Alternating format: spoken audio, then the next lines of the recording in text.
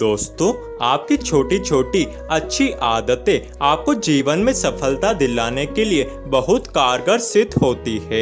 ये आदतें आपको अपने माँ बाप के द्वारा ही बचपन में सिखलाई जाती है, जिससे तैयार होता है सेल्फ डिसिप्लिन। लेकिन उस समय आपको बहुत बुरा भी लगता है। उनके इस सिखलाई पर आपका दम घुटने लगता है, आपकी आज़ादी छिन जाती है। आपको लगता है कि माँ बाप आपके दुश्मन हो गए हैं, यहाँ तक कि आप घर छोड़ने तक की योजना बनाना शुरू करने लगते हैं। लेकिन वहीं कुछ लोग इसे अपनाकर अपने जीवन में सफल होकर जीवन का आनंद लेते हैं। दोस्तों, सेल्फ डिसिप्लिन आपके व्यक्तित्व को निखार देता है, जिससे आप सफलता की बुलंदियों तक आसानी से जा सकते हैं। एक छोटी सी कहानी सेल्फ डिसिप्लिन का महत्व हमारे जीवन में किस तरह काम करता है उसका बहुत सटीक उदाहरण देती है।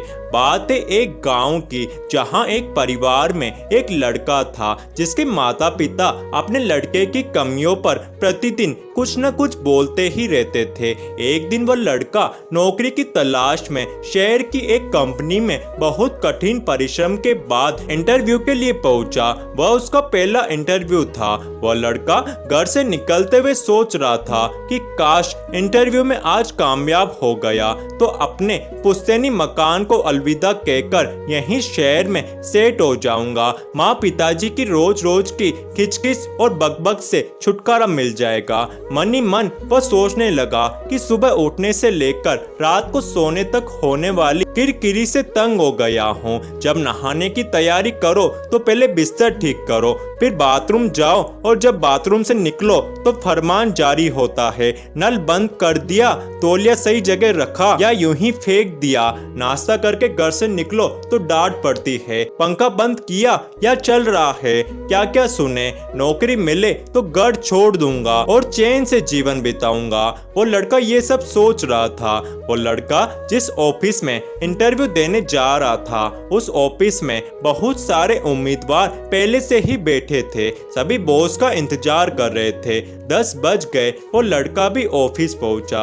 ऑफिस पहुंचकर उसने देखा कि पैसेज की बत्ती अभी तक जल रही है। बत्ती जलते देख उसे उसकी माँ याद आ गई, तो उसने बत्ती बुझा दी। ऑफिस के दरवाजे पर कोई नहीं था। बगल में रखे वाटर कूलर से पानी टपक रहा था, तो उसको पिताजी की डांट याद आ गई। उसने नल बंद कर दिया। वहीं बोर्ड पर लिखा था, इंटरव्यू दूसरी मंजिल पर होगा। ऊपर जाने के लिए वो बढ़ा तो उसने पाया कि सीढ़ी की लाइट भी जल रही थी। लाइट बंद करके वो आगे बढ़ा तो एक कुर्सी रास्ते में रखी थी। उसे हटाकर ऊपर गया तो देखा पहले से मौजूद उम्मीदवार बॉस के केबिन में जाते और फौरन बाहर आते। जब पता किया तो मालूम हुआ बॉस फाइल लेकर कुछ पूछते नहीं है, वापस भेज देते हैं। उसका नंबर आने पर उसने फाइल बॉस की तरफ बढ़ा दी। कागजात पर नजर दौड़ाने के बाद उन्होंने कहा, कब ज्वाइन कर रहे हो? उनके इस सवाल से उसे यूं लगा जैसे मजाक हो रहा है।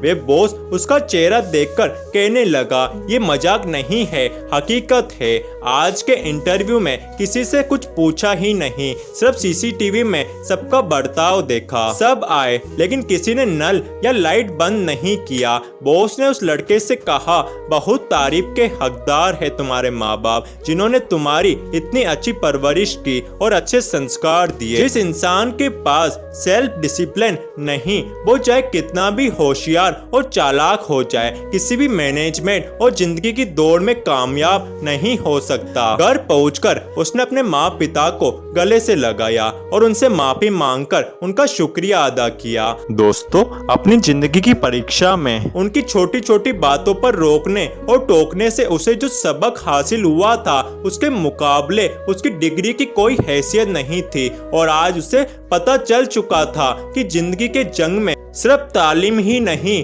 तहजीब और संस्कार का भी अपना मुकाम है। दोस्तों, ये कहानी बहुत छोटी सी है लेकिन हमें बहुत कुछ सिखा जाती है। अपने जीवन में सेल्फ डिसिप्लिन यानी स्वयं का अनुशासित होना बहुत जरूरी होता है। जब हमें हमारे बड़े लोग किसी काम के लिए टोकते थे तो बहुत बुरा लगता था, लेकिन आपने महसूस किया होगा कि आज वही टोका टाकी ही हमें बहुत कुछ सिखा गया। उनके सिखाए आदतों से आप अपने जीवन में मात नहीं खाते हैं। हमें अपने बच्चों को भी ठीक इसी तरह से अच्छे संस्कार जरूर सिखाने चाहिए। सिर्फ लाड प्यार करने के चक्कर में उनकी गलतियों को अनदेखा नहीं करना चाहिए।